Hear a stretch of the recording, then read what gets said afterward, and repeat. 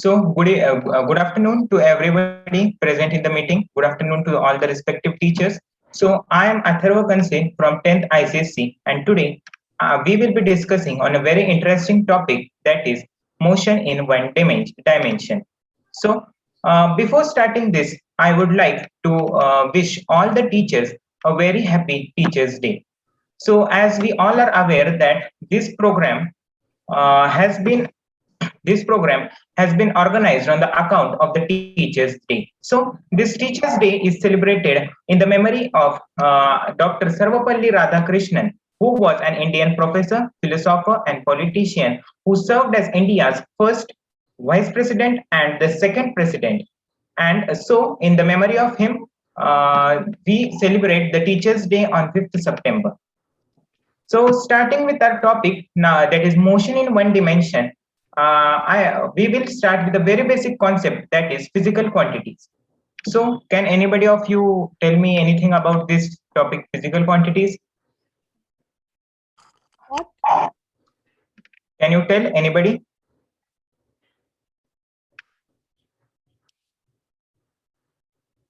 Yes. Okay, no problem. I'll introduce it.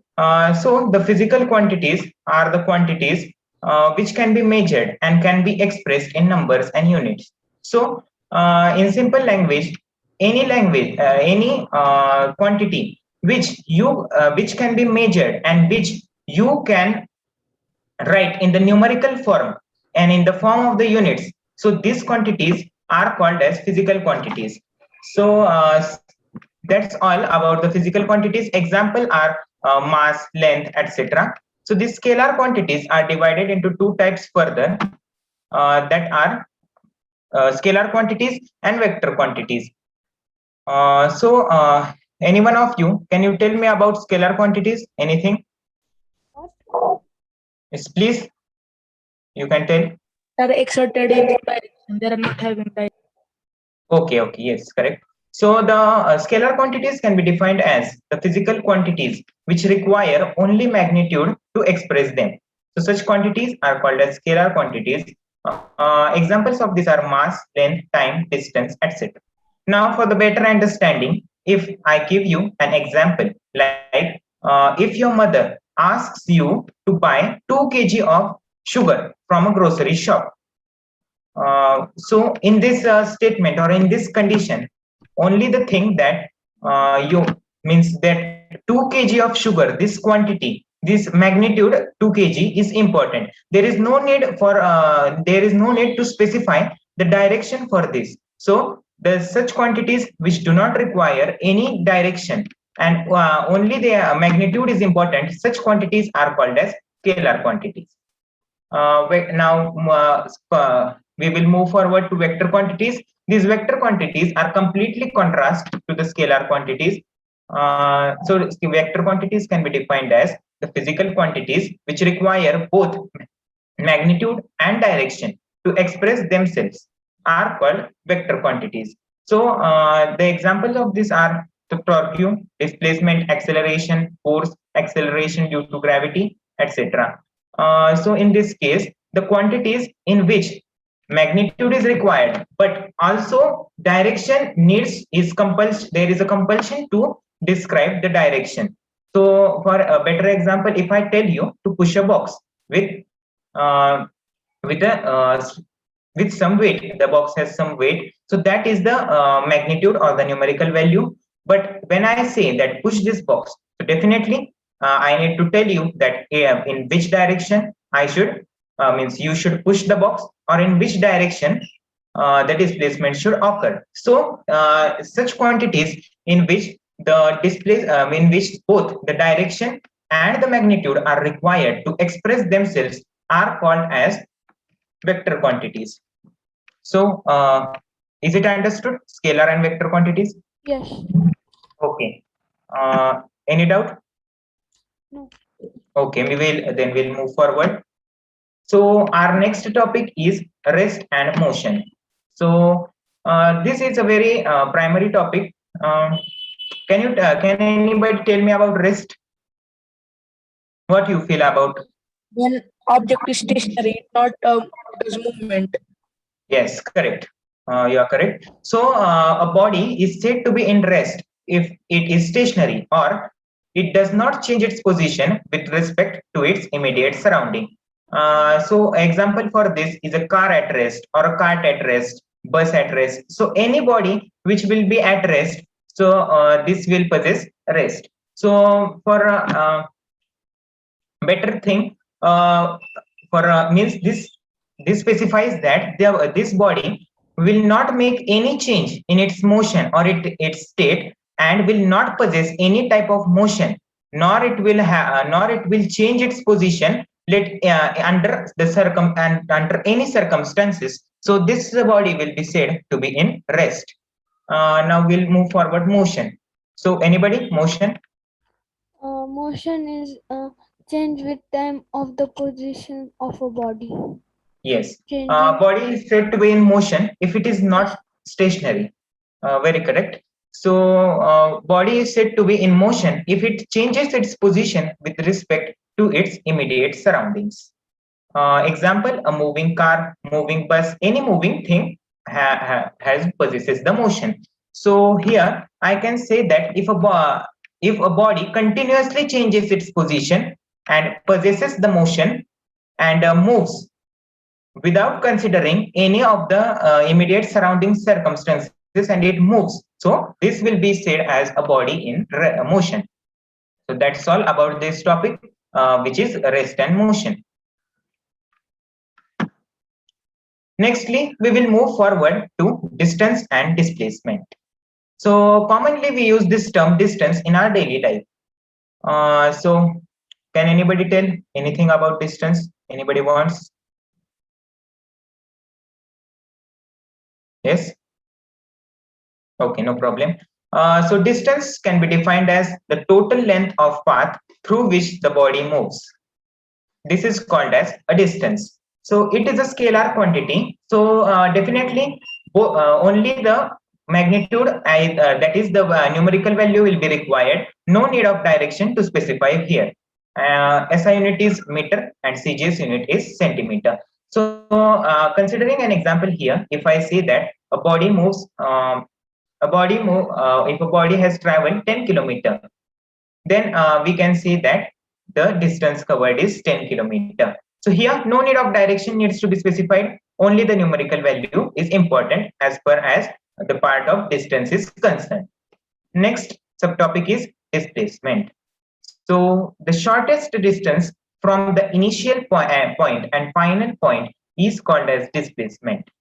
It is a vector quantity, thus we can understand that both the direction and the magnitude are important, and they are need to be specified in this condition. So displacement means when I start moving from initial point and I reach the final point, I stop. The point where I stop will be the final point, and the point from where I will start will be the initial point. So the displacement will be the length of the line, the shortest length of the line, which will join my point of starting point and ending point, that is initial position and final position. So that will be my displacement. So SI unit and CGS unit are same as that of distance, that is meter, and CGS unit will be centimeter. Example: if a car moves 4 kilometer in eastern direction and 6 kilometer in northern direction, so their displacement will be the length of line which will join the starting point and the ending point. That was all about displacement. Is it clear to everybody? Yes. Distance is a scalar quantity, no?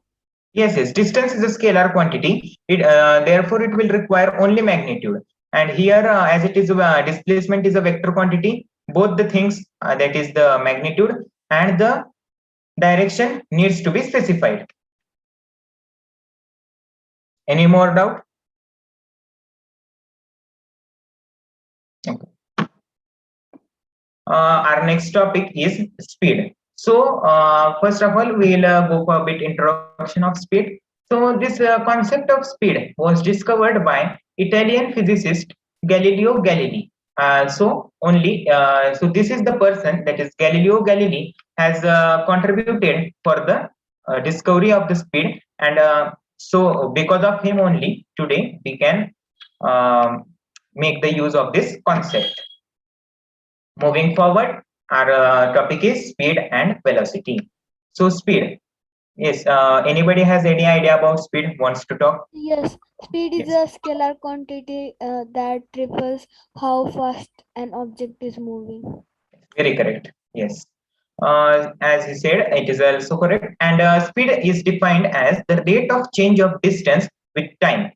And in simpler language, we can also say that the distance per unit time is called as speed. It is a scalar quantity, therefore, it is understood by us that only the magnitude, that is the numerical value, needs to be given. And the SI unit of speed is meter per second, and CGS unit is centimeter per second. So so these are the SI and CGS units of speed. And velocity is a bit different. Means velocity, there is a slight change. Velocity can be defined as the distance traveled per second by a body in a specified direction is called velocity. Velocity is a vector quantity. Therefore, both we need to specify both the magnitude, that is the numerical value, and also we need to specify the direction in this case. SI unit of velocity is also same as that of speed, that is meter per second, and CGS unit is centimeter per second. In common language, we can also say that the velocity is displacement per unit time. So we have got a formula of the velocity, that is displacement upon time. Considering an example for these conditions, if I say that a dog runs by 9 kilometer per hour, here I have mentioned only the numerical value, that is the magnitude. Definitely it will be which quantity? You feel only magnitude is present. So okay. So the yes. So this will be a scalar quantity as only magnitude is present. And if I say that the dog runs by 9 kilometer per hour in eastern direction, so here I have mentioned the direction. So it will be which quantity? Vector quantity. Yes. So it will be speed or velocity? Velocity.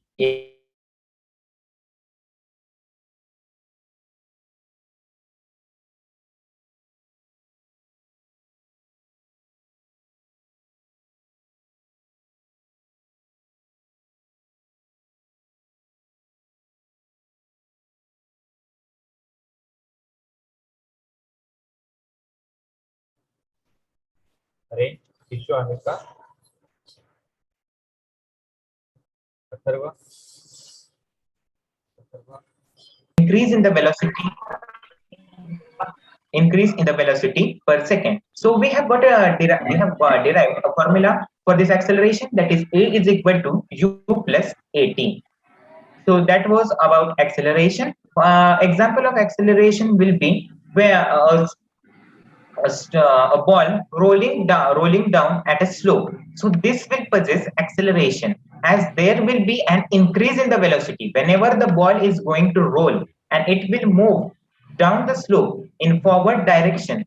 So of course there will be an increase in its velocity, and therefore it will come under acceleration. And it is a vector quantity, therefore I need there both the magnitude, means by what speed needs to be specified, what speed that the ball will go, and in which direction that the ball will roll are need to be specified. Okay. Yes, Moving forward. Yes sir. किती minute राहिले? Sir, last now. Just please complete within 1 minute. Yes sir. Retardation. So the decrease in the velocity per second is called as retardation. It is a vector quantity, same as that of acceleration, and SI unit is meter per second square, and CGS unit is centimeter per second square. So example for this will be when you throw anything or a stone upwards, so that will be a retardation. So that's all here. Understood? Retardation means negative acceleration. Yes. Yes. It is also called as negative acceleration.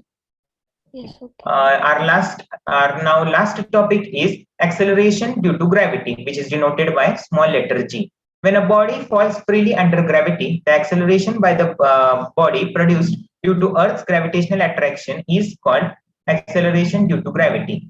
So always we experience this acceleration due to gravity, and in all the objects, if you throw any object upwards, it comes down. So acceleration due to gravity affects it. It is a vector quantity. And one important aspect of it is that it does not depend on the mass of the body, and its average value is 9.8 meter per second square. So that was all about this topic, motion in one dimension. And thus here we come to an end of our discussion about this topic. I hope all the concepts will be clear, which are explained here will be clear to you. And of course, they will help you in your further studies, and not only in studies, but further aspects of your life. So thank you everyone for participating in the lecture. Very good, Atharva. Make me host, Atharva. Yes, sir.